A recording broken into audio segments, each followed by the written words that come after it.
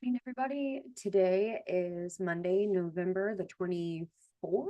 Yep, 2025. And I'm here with your Astro Forecast for the week. And that is from Monday the 24th to November the 30th. So, quite a few things are happening this coming week that I definitely want you guys to be in the know about. Two of those things is going to be Mercury stationing direct on the 29th and Saturn stationing direct on the 28th and the 29th. So almost the whole weekend, we've got stationary directs, which are important to bring up. So we're going to definitely talk about that. Before we get into any of it, please be patient with me. I had surgery this past week, and I had to go under general anesthesia, and I don't typically do well with anesthesia. I kind of live in an astral plane most of the time, and so it's really hard for me to come back. So again, I might talk slower than usual, and I apologize in advance. That's just me still metabolizing the anesthesia and also recovering. I'm still really sore and in pain. So just yeah, if you think about it, light a healing recovery candle for me, or a focus candle. That would be so great. Definitely a focus one. So all right, let's go ahead and get into it. So today is Monday, and one of the things that's happening tonight at 8:51 p.m. Eastern Standard Time is going to be Mercury in a conjunction to Venus at 22 degrees of Scorpio.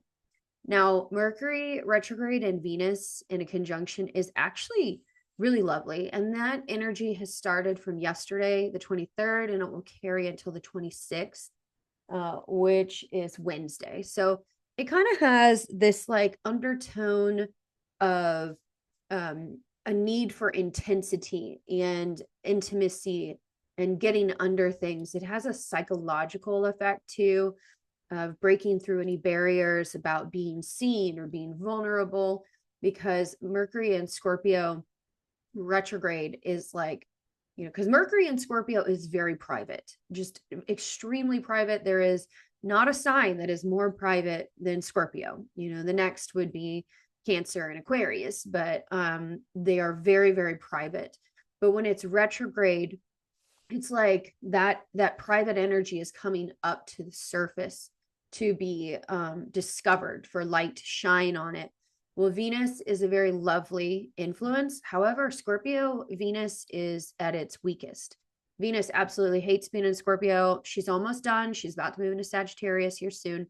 But first, she's going to have that Cazimi with Mercury tonight. So all day today on Monday, it's like it gives this kind of feeling of cooperation, some negotiation skills. It can also help with conflict, but a lot of it is to break down barriers of miscommunication or not fully understanding someone's motives. But it is a period of time where things are coming up from underneath. And it's really great for also making friends, making deals, as long as you're clear, because Mercury is retrograde. As soon as he goes direct, if it's some sort of shitty deal, it's going to bust. So making sure that there is clarity, there is trust, and there is peace at the time of it will be very helpful, because Scorpio is extremely discerning and also mistrustful. Like, it just doesn't trust easily. It needs a lot of proof or a lot of time into trust and be loyal. Now, once Scorpio does trust somebody and is loyal, I mean, it's very difficult to break them of that, kind of like a Taurus. So there's that. Now, the moon is in Capricorn today. So again, it's Monday, and it is very much like the moon is working its way into an exact opposition with Cancer retrograde. Jupiter has officially dropped to 24 degrees of Cancer. So it's no longer holding that exact trine energy, and Saturn is about to be stationary direct. I mean, he technically is called stationary direct because he's starting to get ready to move. And we're going to spend a good amount of time talking about Saturn going direct. But today, like I said, Venus is at 22 degrees of Scorpio, and Mercury is going to retrograde back to 22 degrees of Scorpio. So it's a day of healing. It's a day of optimism. And it's also Sagittarius season. So over the weekend, the sun moved from the Scorpio constellation into the Sagittarius constellation. So happy birthday, any Sagittarius. And, it should start to lighten up. And hopefully you guys can kind of feel that energy starting to lighten up, especially once Mercury stations direct and starts to get back into Sagittarius. Everything's going to feel a little lighter. Right now, we've got Saturn about to station direct at 25 degrees of Pisces, and then it's going to be in an active conjunction with Neptune at 29 degrees for a while. But that's a lot of that heaviness. The other thing is that Mars is at 14 degrees of Sagittarius today. And I know quite a few of you guys have Chiron in Gemini around like the 13 to like 21 degrees of Chiron in Gemini. And that Mars opposite Chiron energy can be kind of painful. So just keep that in mind. It can have some shocking quality to it. But then tonight, well, actually not tonight, but like 5 a.m. tomorrow, the moon's going to move into Aquarius. So all day today, the moon is in the late degrees of Capricorn, and it just has like a heaviness to it. There's a responsibility, there's a discipline to it. And a lot of people may be feeling that like, I need to wrap up to get ready to go on vacation for holiday. For those of you that are taking break for Thanksgiving. So we are working our way into a first quarter moon this week. We had our new moon last week at 28 degrees of Scorpio. I was underneath a literal knife during the new moon in Scorpio. And a lot of things have already started to transform for me. I no longer have a gallbladder, and it was actually very sick. And now I'm trying to learn how to live without a gallbladder and realizing how much of the food that I eat is high fat, because I did so much paleo and high fat, low carb, that I'm like, I'm going to have to figure out a whole new way to eat. And I have to eat very differently. I can't eat like 3 square meals a day. I now need to eat like a bird. And I'm not sure if that's going to be forever, but it's been interesting so far, but that's like big transformation. I definitely feel it. And we're still kind of in that energy with Venus coming up on 28 degrees. It's at 22 today. And then we've got Black Moon Lilith at 27 degrees of Scorpio. So she's almost at that 28 degree mark. So, a lot of this is kind of similar to what was going on in March when we had Mars and Taurus opposite Scorpio. And it could feel a little bit like a checkpoint of, how your health is, what you've transformed since March, what you're still working on. But those are just a couple of lunation checkpoints. The next thing is that we still have our Pluto at 1 degrees. Yesterday, Sunday, the 23rd, the sun was in a trine, a sextile, not a trine, I apologize, to Pluto at 1 degrees. And this is like growth. This is some sort of transformation. Something is moving ahead. Sagittarius and Aquarius are sextile. They're 60 degrees apart. They love each other. They're very similar. They're both freedom seeking. They're both interested in the sense of truth. Sorry. Sneezing hurts so really bad right now. I apologize. Oh, that hurt. Okay. All right, coming back. So Sagittarius and Aquarius really get along well. They have a lot of the same interest, values, hobbies, desires of how they want to live their life. They both seek freedom and knowledge. But they can also be very loners. Like they don't really have quite a lot of friends. They definitely seek experiences and knowledge, but can like kind of struggle with being human sometimes. They also both kind of say what they want to say and don't really think about that. And with the sun and Mars now to Sagittarius, soon we'll have Mercury back in Sagittarius, where we call it Sag mouth. And that's when some things can just kind of like take on a new intensity with saying things that you might regret. So just remember, Mercury is still retrograde. So keep that in mind.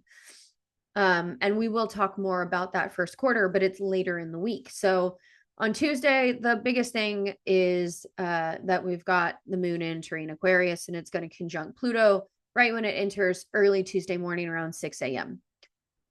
So anytime the moon conjuncts Pluto, it's like some sort of intensity, some sort of touch on evolution is happening. And, unless you've got early Aquarius degrees, then it's more so mass consciousness of what's impacting like our news cycle. Wednesday, the 26th, we've got a couple of different important aspects. Around 11:30 a.m. on Wednesday, we're going to have Venus trine Jupiter. So Venus will have gotten to 24 degrees of Scorpio, and then it's going to come into a lovely harmonious trine with Jupiter retrograde at 24 degrees of Cancer. And that's lovely. Like that is a wonderful energy. It brings a lot of like positivity, optimism, love. It's like helpful for mending some sort of stressful environment, some sort of stressful relationships. It can really like amp up a more nurturing, because of Cancer energy. Scorpio can sometimes be very deep and probing, but that Jupiter in Cancer will help soften the edge of that. And it will also bring a sense of luck. Like that is a lucky aspect. Venus and Jupiter are the great benefics of the zodiac in traditional Hellenistic astrology. So it's great for love. It's great for peace. It's very harmonious. It's very helpful. It's also lucky, like even financially or relationally. This is a great day that you could like meet somebody, but it's like a lucky day. And I'm super looking forward to that day personally, because it's going to make an exact water trine to my Saturn at 24 degrees of Scorpio. And I am just like, I could use some softening on that Saturn in my 12th house, because it's just so harsh. And then the next thing is going to be that we've got Venus trine Saturn. Like I said, we've got that trine going on. And it does actually make a grand water trine if we bring in Black Moon Lilith. Now, Black Moon Lilith isn't necessarily a part of traditional astrology to make a grand water trine, but we study Black Moon Lilith. So it's big, big feminine energy. So this is, again, another time for like strengthening commitment, strengthening discipline, mending stressful situations is something that my guides keep talking to me about. It's also something where like, a new romance can like take a new strengthening energy, or it can also like make an existing relationship more committed, or bring some serious support and help to a relationship that might feel challenged.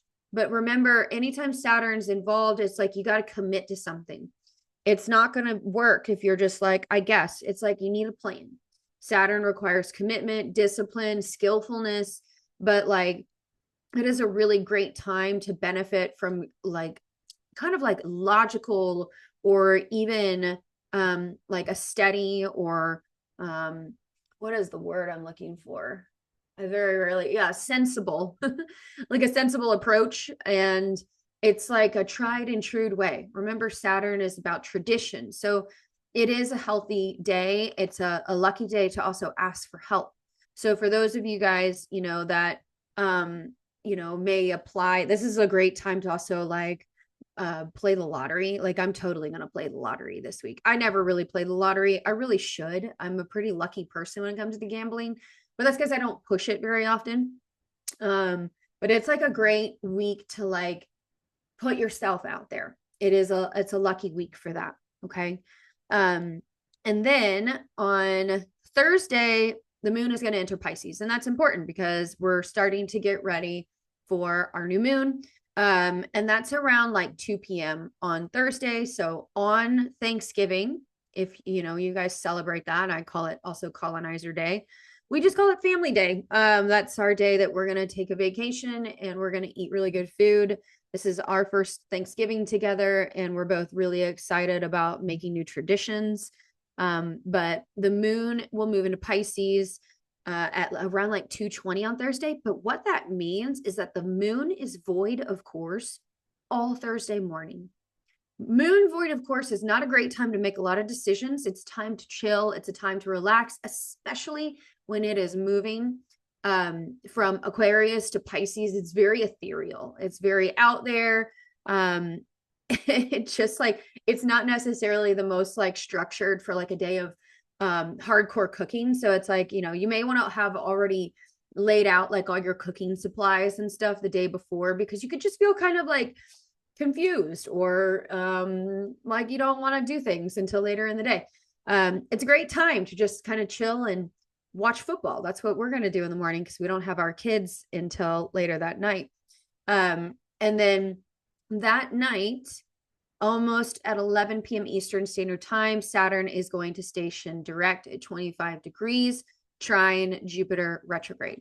So this, again, like, so we have so much of this like lucky energy, even though we've got Mercury stationing direct, we've got Saturn stationing direct, but we have these beautiful water trines that are going on with Jupiter and Saturn, and they're lovely. They're not squares. And you really, you know, for those of you that are paying attention and studying astrology as more of a pathway, it's important that you understand that you need to attune yourself to the difference between a trine, which is element to element. So right now we have trines because we have water sign to water sign to water sign versus a square.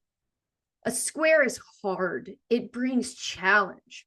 These trines, they're like challenge, but they're like lucky. They're harmonious. It just kind of fits. It works better. It's easier on your nervous system. It's easier to commit to. And so this is a time where you're going to feel the sense of needing to commit to something that has some long-term discipline, and, you know, to not be distracted by like day-to-day different dramas, but instead be really focused on the bigger picture, the bigger plan. Because, you know, he's stationed direct now, and now he's going to be moving forward and going back through Saturn until summertime. So we're, you know, officially about to see Saturn move out of Pisces for the last time in 30 years. And we're going to see him and be in Aries for the rest of his transit. And Saturn in Aries is different than Saturn in Pisces. Saturn in Pisces is like looking back at old things, healing old sicknesses, nostalgia, things that have to do with our health, things that have to do with our sense of faith. But in Aries, it's like our confidence, our sense of self, our ability to trust ourselves, to individuate, to challenge ourselves, you know, and that's that energy of self-concept work that we've been talking about for the last year, and we'll continue to talk about, you know, cycle after cycle after cycle. So this is a very powerful time because it brings relationships, especially, into greater stability, greater discipline, greater commitment. It can feel like you are being challenged in some way, but it's very harmonious. Okay. But no matter what, it is there to help you find practical solutions and to stay focused on the dream, right? Pisces is that big vision that we've been talking about. We've been casting for 6 months, a year, some of you guys almost 2 years, you know, and this is where it's like, all right, stop talking about it and be about it. Finish up those loose ends, get that website done, send out those emails, you know, and once he moves back into Aries, which will be, I forget, let me tell you guys really quick.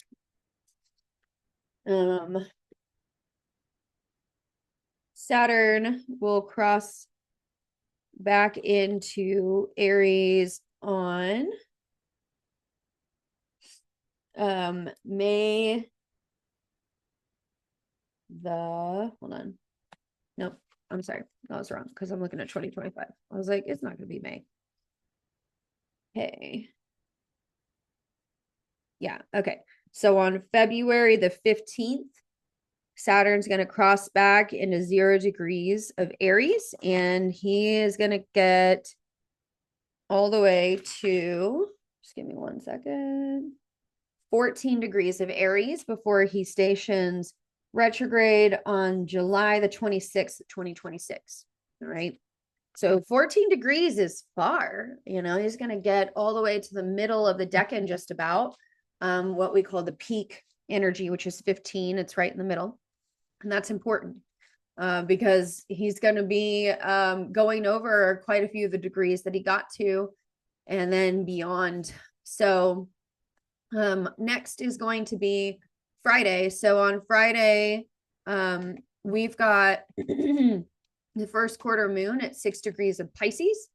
And it is, like it's just an energy that is going to be dreamy and visionary and helps us commit again to that vision. It's at 6 degrees of Pisces. So, when we look at that aspect, we're also going to see that it is going to be in an exact square with the sun at 6 degrees of Sagittarius at that time. So it's like challenging us around our sense of our dreams, our hopes, our big vision picture. It is also going to be when we've got Venus at 26 degrees and Mercury will go direct the next day. So it is definitely going to be and the first quarter moons are always a challenge. And to have a square to the sun, it's a challenge. So wherever 6 degrees of Pisces and 6 degrees of Sagittarius is where you're going to feel some sense of challenge to commit to the dream, to stay focused. And with Saturn also stationing direct and Mercury stationing direct, it's like this, we've had this ability to kind of look back at like what hasn't been working, what structures are not settled so that we can like click in and focus and lock in, right? That's why I called the Pisces Virgo South Node access the lock in and let go access, because Pisces is this surrender process, this let go, and Virgo is very locked in on what it wants to focus on. It's detail, it's precision oriented. So it's very much tied to like you got to let go of some things so that you can focus on what is the most efficient. And that's a little bit of what's going to happen, but it's also a dreamy one. Like we don't want to make it too complicated because it's a time to dream. And it's really lovely in that way. It's not going to make any other major aspects besides the sun. The sun's going to shine a light on what might still be some challenges that are existing in Pisces for you. It could be health related, could be your feet, could be water retention, can be your lymph nodes. But essentially it is also this ability to be able to dream and to think up something that is bigger than what you might give yourself permission to do so. On Saturday, the 29th, that's when Mercury is going to station direct at 20 degrees of Scorpio. And that is, again, like we have, it like kind of snaps us out of it. It makes us active, alert, it clarifies things. And if you have anything, around 20 degrees of Scorpio, it can aspect that as well. But it definitely gives this sense of awareness, like you're coming back in. This is where we again start to practice. And then Moon is going to move into Aries, so it's also going to give us that kind of initiation energy. And then Venus is going to be opposite Uranus from November the 28th to December 1st. And it's an interesting energy because Venus rules relationships, self-worth, and money. So, when we've got Venus opposite Uranus, it's going to shake some things up. And it's at that critical degree of 29 degrees on Sunday. This is not a time to be super willy-nilly and drastic with your finances. Yes, something has to change, but you want to remember that Mercury is just stationed direct the day before. It is something that you need to have been thinking about for a long time. You've already done the research. You've already considered it. And now you're just like, yes, I've done all the research and I know this is what I need to do. Anything that's like a brand new idea, you need to sit on it for like at least 2 weeks. Wait, at least half a moon cycle before you burn your house down, sis. But it is going to bring some sense of a massive shift, some sort of awakening, some sort of disruption into something clicking into place. Okay. I know quite a few of you guys got some important aspects around the 29 degree of Taurus. This is like something is clicking into place. Something is shifting and changing for long-term return on investment. Like Taurus is like, yeah, I will make a change if it's going to make me more money. I will make a change to my wardrobe if it's going to be, you know, more comfortable and look more appealing. Remember, Taurus is less equals more, and they are quality over quantity all day long. So, you know, you may recognize some sort of shift to your finances needs to happen. You're thinking about reconsolidating your house or your loan or a mortgage, something like that. Just be mindful. Keep in mind, like, things that you've already considered are fine. But if it's just like a brand new epiphany idea, that's Uranus bringing you the awareness, but you need to sit on it for at least 2 to 3 weeks, at least get to December the 12th, because that is when Mercury is going to go out of his retro shade and will be fully direct. All right. So that is our big astrology report for the week. I hope that this has been helpful. You guys will see your tarot prompts. And again, I know we're not doing live processing this week, but hopefully this helps and the tarot prompts help you get into it. And we will return back to class as normal on Monday, the December the 1st. I'm excited to see you guys, and I hope that you have a lovely holiday week. And I will see you guys on the other side. Bye.